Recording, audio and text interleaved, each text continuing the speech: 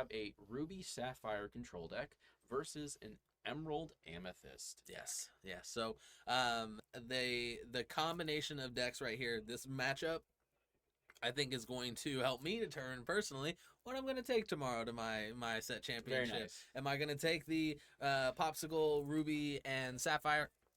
Or am I gonna? Wow, look at that! Tablet. He just that looked like a sketch from the future. That was Yes. really nice. Very impressed. Also, the bucket hat. John is absolutely living it up. Really. I got those shorts. I have the same pattern on these shorts I just bought, and I need to get the matching button-up shirt. I gotta respect it a lot. I love it. Love the colors. Love the tablet. It's a vibe. Let's see. So, which colors are which person? I believe John here. He is going to be playing on the right. Is going to be playing the Ruby Sapphire. What a great deck. shirt! It's a 1991 lifting team, and I believe that is Hercules. Oh, that's again. Whoa, this is very interesting. Playing one copy of Mickey Mouse Detective. I like that. That's just in case you can't find that fishbone. Yeah, 2-0 to hide. 2 Dragonfire. Ooh, This list is so interesting. Only playing 2 Madame Medusa. Is there a Lady Tremaine? I'm trying to see here. So he's playing the Agrabah Marketplace, which has severely fallen out of favor as well. Playing 4 Be Prepared, 2 Let It Go. Looks like 2 Lady Tremaine. 2 Lady Tremaine, 2 Medusa.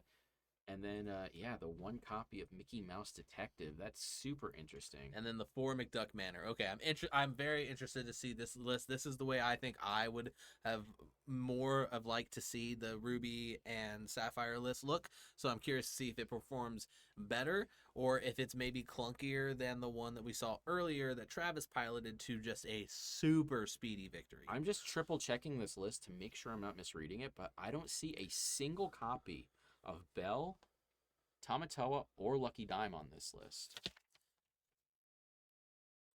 This is gonna be very interesting. I don't know if I. So I take back everything I said about this being the list I would run because I mean, it's clearly working for John. He is 4-1, but this is going to be such an interesting flavor to the Ruby Sapphire list. Playing things like Dragonfire over Lucky Dime. I'm excited, I'll say the least. This is going to be fascinating. This is going to be very interested. And I think that Eric definitely has the advantage here just because I know John was not planning on playing this round. He was looking to just ID and go into the top, but he is right at that cusp, and his opponent also is. So if he were to, because of his opponent also isn't 4-1, they have to play it out, and they have to see who's going to get that extra point to put them. But whoever gets that in this one is going to be in the top 8. So this is a very important round for them. Yeah, that's what you hope for in a situation like this where you have a 6-round tournament. But I mean, sometimes you gotta go all the way. Yeah. And it looks like I'm looking over Eric's list here, and it's looking like a pretty, your pretty standard side. Mother Knows Best. It does have like that more discardy strategy with things like Mother Knows Best. It's playing Bounce, like the literal card Bounce. Oh wow. Chernobog's Followers is at a higher count, so a little bit different, a little bit more focusing on that discard strategy, but otherwise still generally what you expect to see. We do see 3 Cloud Kickers, which is a little bit a higher number than we've seen in the other lists. Again, I think that is a good choice. Going to give you some more versatility with dealing with evasive, troublesome characters, but overall, not anything too surprising here. Yeah, I think that I'd like to see in this Emerald Amethyst list. I'd like to see a Prince John. I haven't seen the John take. But I think that he has potential to really help this deck out. And I think it might just be one step a little too far into the commitment towards discard. You might want a little bit more discard support for something like that. But yeah, either way, I'm so fascinated to see John approach this. We are off to the races, ladies and gentlemen. We have a Cursed Merfolk here from Eric. And then we have a simple, what's it called? Use your brain, as I like to call it. All right, and now in my mind, I'm like, this is the perfect time for a Prince John because you have both cards. If you take them out, you have to discard a card. It replenishes both of them if you do that, and it just seems like it. I'm curious what his turn 3 is going to look like because I don't see a better turn 3 in my mind. And I just can't get over that. So I'm wondering what is he going to do? Is Queen of Hearts coming down, throwing down. So having to discard a card right off the rip. It looks like he has 2 Fishbone Quills, so he's going to get rid of one, but still has the other one. Another thing I'm noticing is John is playing the old Grammatala. the set one Grammatala. Yeah. Again, a really useful ramp piece. But my question is, what is he ramping to? Right? Yeah. It looks like he's really going hard on the locations. As almost like a win condition here. I don't see any Wow. end game here besides your standard. This is much more similar to an old school popsicle list from season 2. Yeah, just the Which addition is of like some new cards, a few new cards. very interesting here. Gonna simply bounce with the kit. Well, I think that's a good choice. Quest with the Flynn Rider. Now with the bouncing with the kit, it's good. It sets it for a second, but it kind of it's I guess it's smart knowing what you're going against, right? Because you know that your opponent is gonna want to play the fishbone, so you're either going to not have to worry about the Queen of Hearts, or you're going to stop the fishbone. Yeah, you know I think what I mean? it's kind of like Befuddle in the purple decks. Like, it doesn't seem like it's a ton, that little bit of tempo loss, but like it can really mess you up with having a just that one turn, having to replay that card like that. 100%. Thankfully, the Queen does have Rush, so it's not a complete loss. You don't have to wait for Summoning Sickness again. But still going to be noteworthy. Taking out Ooh, here we go. the Flynn. So again, the hand's going to get smaller and smaller. Oh, but look at that hand. Wait, Wait, that's no, not a song. no. Hey, That is not a song. we're gonna go stop that on play. Okay, it looks like they did realize. Okay. Oh, Mark. Our judge is off. Yeah, he's Tur- quick. He's He quick went on his feet. turbo. It's turbo mode, but yes, it is not a song. Dragonfire is indeed an action. I think it's easy to forget because Dragonfire has very quickly become a little too slow for a lot of people. But it is a very versatile card. It's just remove something. I mean, 100%. it's a good card, you know. Get my steps in. So very good right there. The Hades now, as you see that the strength of the discard being shown right here against, this is what I wanted to see. Yep. Is that discard going to be able to outpower the draw engine and everything else? Now, this version of John's this version of the deck that John's running is so interesting, with it being like the heavy, like you said, on locations, because yeah, he's gonna put Agrabah out right now, but it dies. It dies instantly to Kit and to Rafiki. Yeah. Is it even worth playing when you know it's not gonna get you anything? Now, I think you're right. Agrabah is really only more worth it when you have other threats that are going to now be the target taken away from. You know what I'm saying? But with just a damaged queen, This does a not lot. necessarily what you want 100%. But, you know, it's still really early. Both these players just setting up their boards. Anything is possible. I As we get definitely don't closer think to- this was John's preferred mulligan. You know what I mean? Yeah, and as we get closer to 7 lore, we will start being able to see things like the Be Prepared as well, too. Ink. I keep doing that today. You know, It's have you okay. noticed that today? I've done that a lot. It's okay. I do that a lot as well. I feel like we're not alone. We're gonna go ahead and get the Words are silly. But yeah, you're absolutely right. They're just going to attack into that Agrabah, get rid of that. Yeah, so it almost feels like it just feels like a wasted turn from John. Yeah, you slowed him down just this much, but you didn't gain anything from it. You know what I mean? So now look at their board state compared to yours. It would have been better. I think he has a Fishbone Quill in hand to just develop that and let that start. I mean, that's not necessarily what you want to see if you're John, just a big Ursula. I mean, one for nothing to hide, to see the hand and draw a card. Nothing to Hide is so interesting to see as well. It's another one that we haven't really seen much of. Flynn and Rafiki. All right, so that card was really popular at the start of this format. Again, just starting to fall out of favor. You kind of get the same deal through other cards, but really interesting to see. I mean, obviously something about this list is working for John, right? I mean, he's 4-1. There's nothing. I mean, there's something to be said about that. So he's going to play. He has 5 ink now. He's play another Agrabah. oh Not a strong play here. no. But he will be able to remove the Rafiki. Still has. I mean, it's still. I mean, if worse comes to worse, he could take it out with his whole board and doesn't really have to worry about, if he does that, it doing too much damage. He's gonna go ahead and clear the queen, so he's gonna let him keep the Agrabah. And yeah, unless there's nothing he could sing. Oh, there's Again, the crab. Crab puts in work. Wow. Crab, easily one of the best cards in this format. Have you noticed almost everybody puts their location in upside down? I guess that, yeah. I guess it's natural to want the left side of the word to be on the top of the card, but Yeah. you're right. It is upside, and that probably is why we kind of were seeing earlier some matchups players were having trouble facing their cards because locations make that really easy to do. Yeah. 100%. Gonna just quest here with the Ursula. Looks like for 1, go to 7. But again, I mean, we have little dorky one questers, but like, It's the same hand.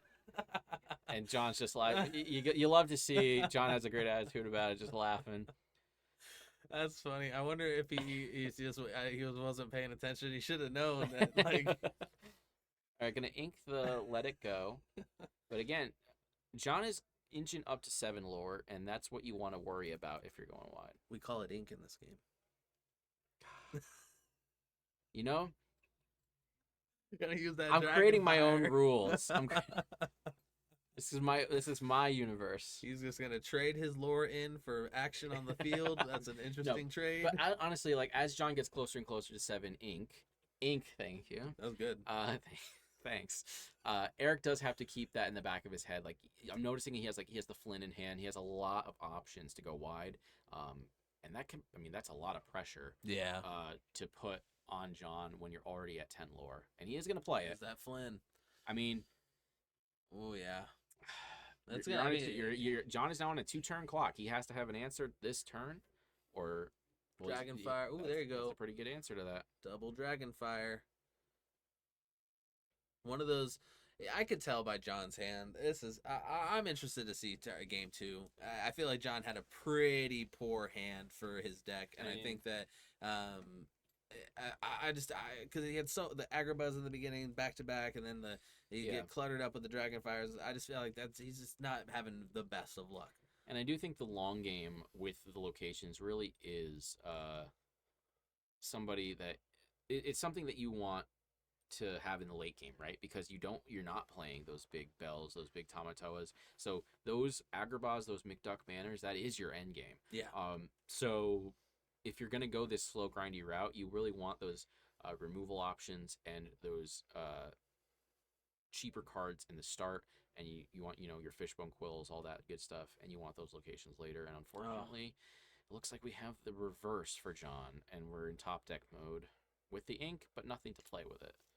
And that's just very unfortunate. Gonna go to 13 lore here for Eric. I mean, it's even a be prepared doesn't really. I mean, it doesn't help too much at this point. You're at a bad. John's in a bad spot. This game's kind of cooked. Yeah, I mean, I would have to agree with you. If John does draw top deck the be prepared here, I mean, it could happen. It could happen. You're right. It could. It would still be really hard, but it's not over yet. He has 17. I've seen people come back from 18. I've never seen someone come back from 19 personally. I've always seen it like at 18. But I mean, I think that it's and the Fishbone Quill. Wow. Really unfortunate. I mean, sometimes that happens. I mean, he's got to shuffle that deck this time pretty good because that was. I mean, again. I feel like that was a pretty bad showing for that deck. I see the cards in there, and I see the list, and I don't think that he got a chance to really make much, if any, of that come to That being said, Eric deserves lots of praise. Very well played, very consistent setup. Got right what he needed. Applied pressure early, which is Emerald Amethyst, like one of its best aspects. The combination of the aggro with the discard, just giving you that perfect little mid range there. And by the time John had his ink, he was out of resources. And something that John was maybe not considering in the beginning is that when he was taking out some of those characters like Curse Merfolk and Flynn Rider, he was giving up a lot of his cards. And maybe he gave up the wrong cards. Maybe he should have been a little bit more wary. Maybe he should have tried to get rid of those cards in a different way. But I think the strong part of green is the discard. The discard is super powerful, and I think that Eric starting out with that's in my mind is the second best opening is the Cursed Merfolk into Flynn versus the Cursed Merfolk into the Madam Mim. Yeah, because I think you're absolutely correct. Like John getting rid of those threats was great, but what are you giving up by doing it? 2 cards in the early game, it can make or break, especially when you're playing a slower, grindier matchup. When you don't have your Fishbone Quill out yet, you don't have your ramp established. Mm-hmm. The discard strategy, if it pops off, in the beginning, before your opponent can really do much, it's crippling. Yeah. You really just have to get lucky at that point to 100%. really get back in the game. And I think that also had a huge part to do. So not just bad luck on John's part, but also just brilliant gameplay by Eric as well. So not a terrible start. John's gonna mulligan 4, and we're gonna see if he does have his like Grandma Tala. He needs to get a. It looks like he's probably looking for a one jump ahead. He got rid of his Fishbone Quill. I don't know if I agree with that. Does he have another? Is the only thing I think. If not, I don't think that's the right choice. He did not. He already had mulliganed. He only had 3 cards, and he decided I'm gonna go ahead and mulligan away that Fishbone Quill, and I just don't understand why. It's so crucial to this strategy. The only thing I could think is that you don't want to go ramp for some reason, but maybe. Can you transition to some other strategy here if you're John? I mean, he does have an unorthodox list for the colors, so maybe he has another line that we just don't see. But I think he's really looking for something else, and it's more worth it for him to get that thing than the Fishbone. But what is it that you're looking for? Is it the one jump ahead with Grandma Tala combo? Because if it's a good combo, but is it that good? Yeah, I'm not sure. Maybe I'm trying to think. There's not even a lot of item destruction either, so it's not like you have to worry about that. Yeah, maybe, I don't know, but we shall see as our players move into game number 2 here of round 6. The last round is Swiss gonna ink that Grammatology, so your theory's out. Whoa! And then gonna play the use your brain.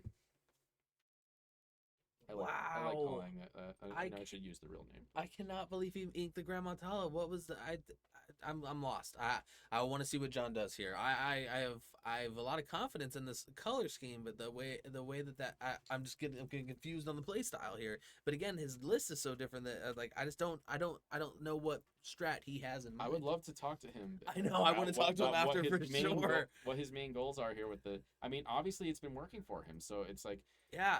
That's the other thing. And I think that's probably a meta call, right? He probably noticed that there's a lot of the slower, grindier Amethyst, Sapphire decks here in the format, and he doesn't necessarily have to worry about, getting that end game right away. You can do something slower, like bring out like 3 McDuck Manors and then just slowly win the game that way.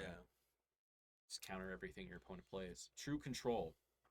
Throwing out the Queen of Hearts. I guess the Queen of Hearts is going to be your one that sings next turn.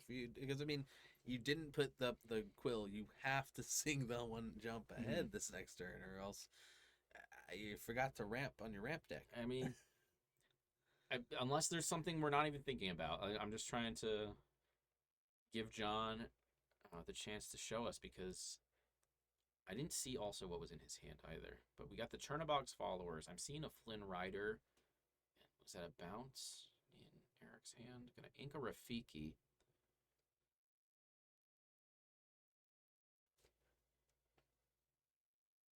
Really? Oh, and there's a Deceiver coming down, checking out that hand. So gonna grab that one jump ahead you were just talking about, which. Oh, we can't take the Manors. It has to be one. Okay, so one jump ahead is Gaunski's. Wait, it's the only song. So yeah. But I mean, this is smart of Eric to take note. Yeah, of what he has in in your his opponent's hand. Absolutely. Yeah, I think that having a good idea of what you're dealing with, but then remember to actually pay attention to that, because there's been a couple times I use it and then I'm like, oh wait. And I'm sure it's also weighing on John's mind the fact that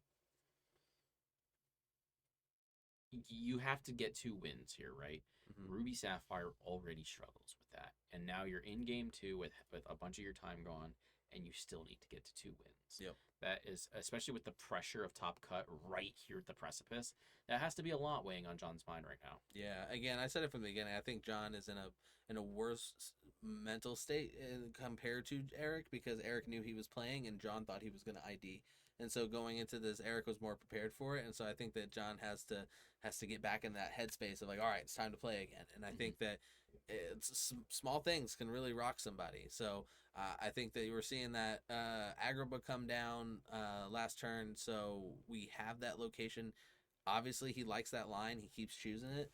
The next, in my mind, I'm thinking maybe he's going to go into the McDuck Manor and really just lay into the locations, because he's so heavy on him on the list. Yeah, and something like that has to come, because we have a big Ursula now on Eric's side as well. Yeah, which is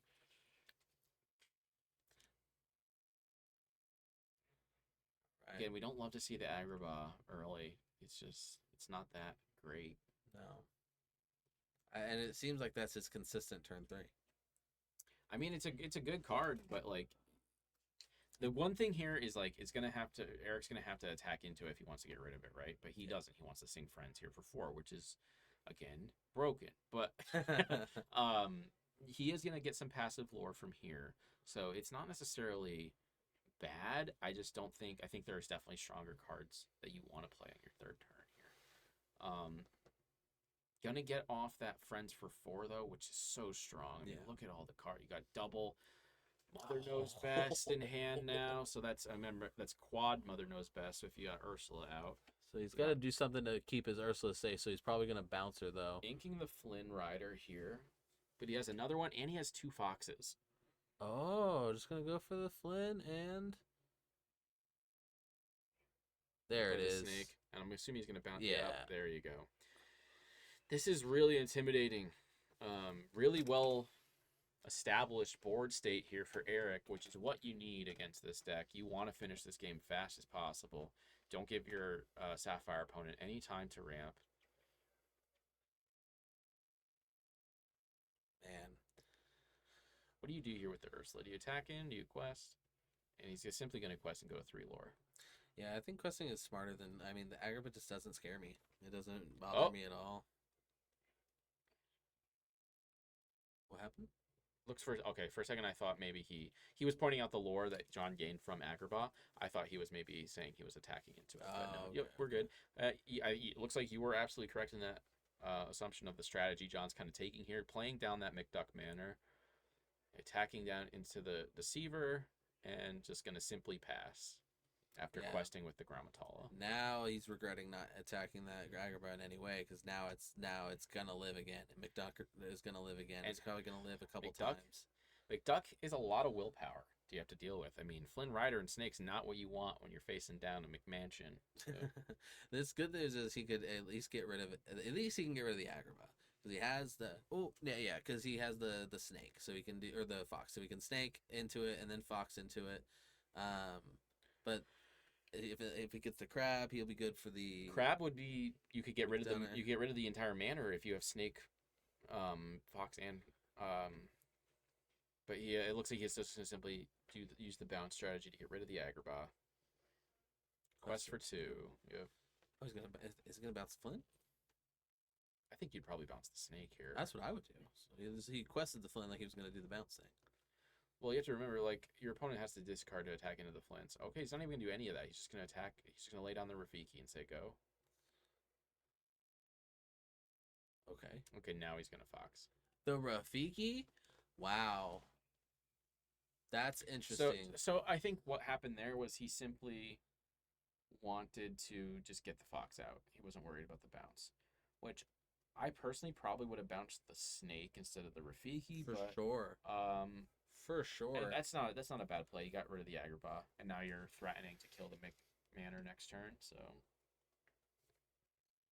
yeah, because you got double Fox, so you'll just like attack, jump, bounce, attack. You got 11 damage that you Yeah. can freely attack into a location with next turn. And then if your opponent decides to take out the Flynn in the meantime, they're going to have to discard. Forget everything I'm saying. Wow. So, this is why we're the commentators and they play the game. Because And then it was Exhibit A if we don't know what we're talking about. All right. so you just got to talk like you know what you're talking about with a lot of That was- confidence. And then they do the exact I opposite. think it was 4 calls in a row where they were just like, nah, you don't know what you're talking about at all. We got But this. he is going to attack into the Flynn, so he's going to have to discard. So you get rid of the Medusa. That is so interesting. See, he has Tremaine and B Is that prepared. in another hand. location? Looks like another Agrabah. Looks like he does have the B prepared though. He's only at 4 ink. Yeah, he's nowhere near it. He hasn't been. He's been just. His opponent is ahead of, or no, they're at the same. I guess. I think inking the Agrabah there is the correct. Yeah, move. for sure. But not. But he didn't play anything. Yeah, I mean, What if has he you got in don't his got hand? nothing to play. What has he got? You know what I mean? Like he got. Like I feel like because he has to be prepared. That's one. I wonder if you kind of bait the be prepared, like try to like just ink past a couple times and survive, and then just wipe your opponent's board until they. That must be what it is. You must be worried he's going to draw into uninkables. It's just the problem is like that strategy doesn't really work that much, and Be Prepared doesn't feel that great because Eric has so much card advantage at this point. He has like 6 cards in hand right now. Yeah. And he has the again, he has the ability to knock out the McDuck Manor. He's just he is stalling. He's just trying to get. He's really just trying to get to the 7. Yeah, I mean that's just a good strategy. Just turn sideways, kill the McDuck Manor, and then and you got the castle to follow up. I mean, and McDuck Manor going in the upside down way again. All right, so yeah, I think the castle is a good counter right here. Does he have anybody to move there? He has a 1. No, yes, 1 to move there. and part of it does heart does go out to John. I mean, you go into round 6 4-1 thinking you might be okay, and then That sucks. Yeah, he was ready because I mean because he's technically 8th place right now, and so if John loses, he's giving up his 8th place slot to Eric. yep, this is the last little bit before you cross the finish line. So he's moving his snake into Queen's Castle. Forcing the trade with Grandma Tala. He can't escape it unless he wants to give his opponent some card draw.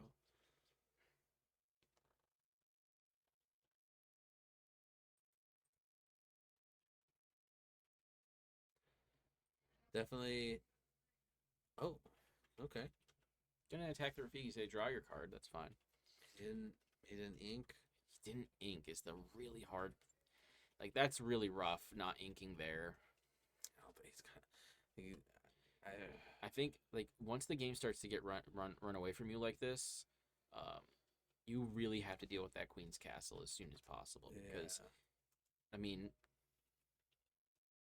Be Prepared is not going to be worth anything if your opponent has 8 cards in hand. 100%. 100%. And I think that even like right now, I mean, Be Prepared is looking less and less appealing. You have to, if you're on that deck, you have to ramp to get there. That's the whole point. Yep. If you're playing Be Prepared at turn 7 or beyond on that deck, it doesn't feel like you've done that deck right in the way of a ramp because like that's just the regular old thing. And the thing that kills me is he had the ramp and he gave it up twice. He did.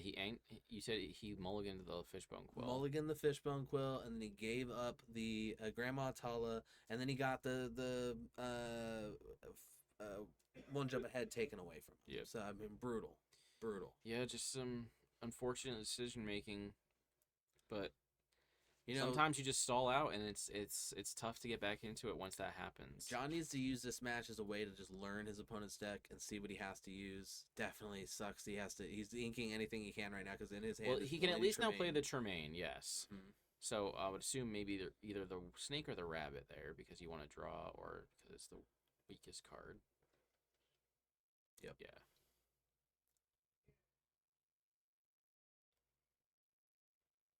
Again, just the pure Oof. card advantage that purple offers. Did you see the glimpse of Eric's hand right there? Like 2 Mother Knows Best and Yzma. I mean, he's got a lot of ability to fight back right now, which is like usually you don't on that color combination. But he has the 1 card. Is it only a 1 of Yzma? Yzma, I believe, is a 2. He's got a 2 of Yzma. Come on, John, use the power of your awesome hat. All right. Easy little trade there. Gonna still get the 2 lore from Queen's Castle and the extra card.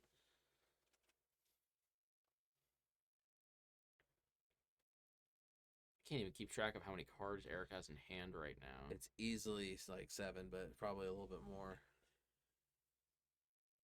All right, what's he gonna play? So many options. Another Queen Castle. Well, that's a pretty good one. Oh, That is a pretty good one.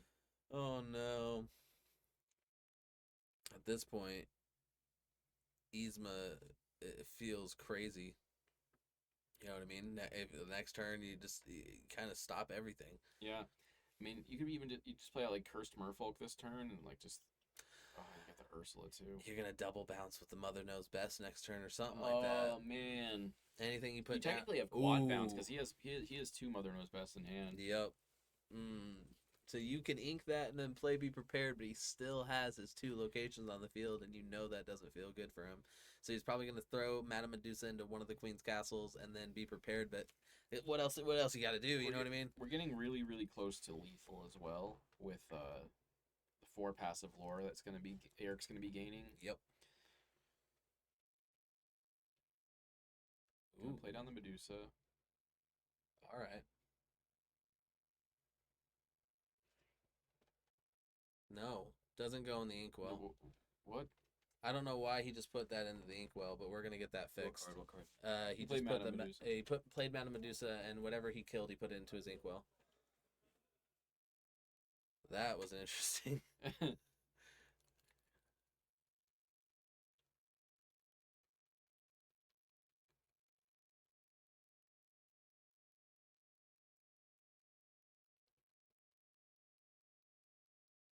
All right, All right, so quickly fixing this board Yeah. state. Again, all the staff here, really want to give a big shout out to them. Everybody's really been doing a great job, and really appreciate how fast things have been resolved.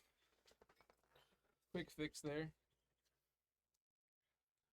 very good. So now Eric at 15 lore, That passive 4 is just putting in so much work. definitely.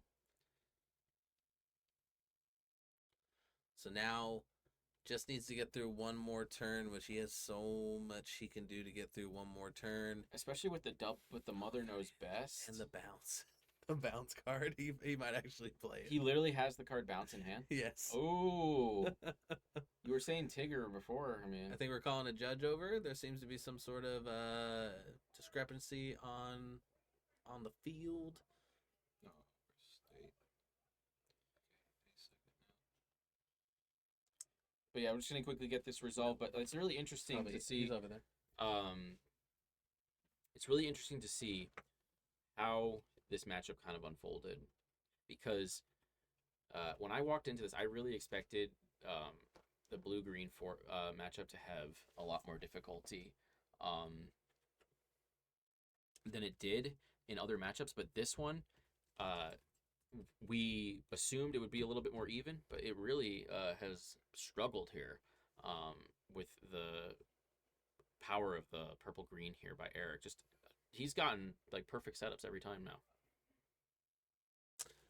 Eric seems a little frustrated with something. I just don't know what. I think I'm trying to figure out what the. I think we're gonna get a clarification real quick.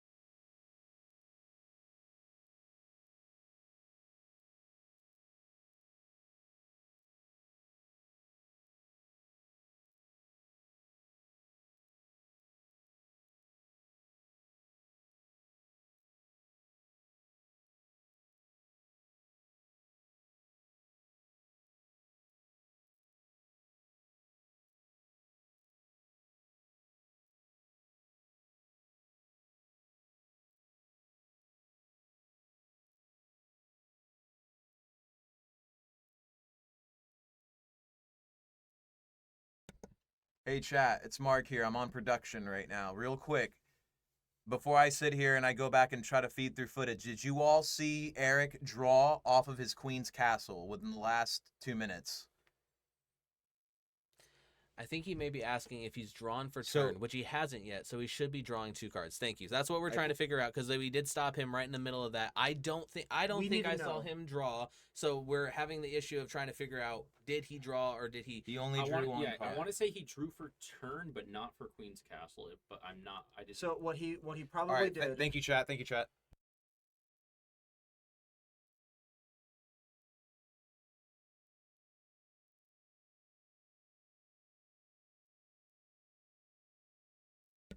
All All right. right. Chat. Thank you so much, chat. Thank you. Thank you. Thank you.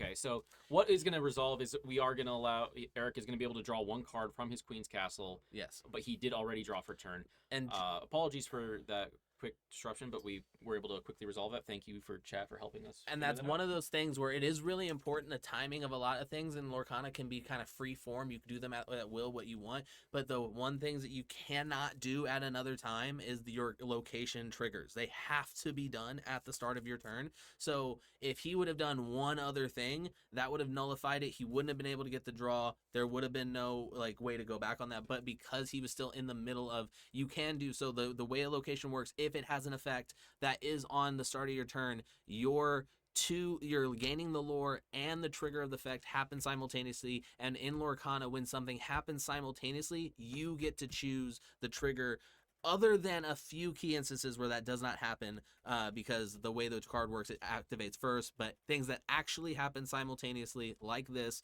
you get to choose the trigger. So just in case anyone's not 100% on the rules, that is the judge ruling, and that was what was happening on the field. So again, thank you guys for helping us out with that little bit of trying to keep us in track on that, and then we're back into the game. So we have Yzma coming down onto the field, clearing out the Madame Medusa back into John's deck, getting him the 2-card draw. But now we have Yzma, 2 castles, and Mim on the field. That's lethal on the board, Curse Merfolk. And then we got John going into it. Now, they will be getting a reclaim of time for that. Yeah, this match already has a 3-minute time extension. Okay. So they will be getting that reclaim of time for the pause that we did there. So it should not affect them. They should still have enough time to get into that 3rd game. And really fast, as just to piggyback off of what happened, what apparently happened is when I went out there to remind the player that he couldn't ink that 1 card, he was in the middle of calculating lore, so he didn't know whether or not he had already drawn from the Ursulas. It looks like he's going to take the win here anyhow. But I do agree with you, Chad. This is that the castle is a May effect, so you can miss it. He can miss that. Mm-hmm. Absolutely. Yeah. It was just simply because of the interaction with that mistake made from the Medusa interaction is why the whole confusion happened. But thankfully, long story short, it wasn't ultimately that relevant because we do have Eric taking the round here in round 6, 100%. which takes us to our top 8 cut. Very exciting being able to sneak out the win there. Emerald Amethyst making it into top 8. Very exciting. Yeah, That was it's the first game, I feel bad. Yeah. This guy's probably That not was the want to second play game, with yeah. again. Yeah. I thought there was another game. I'm so sorry. Yeah, no. It was Yeah, then that makes sense why he was trying to make sure, just in case you don't want to, you know what I mean. He would feel goofy if he was one away because he's had to claw his way back. He had a loss, and a draw. Yeah. yeah. So I So think it's very interesting. But wow, what an explosive last game. Unfortunately, it just looked like John's plan just didn't really come to fruition there.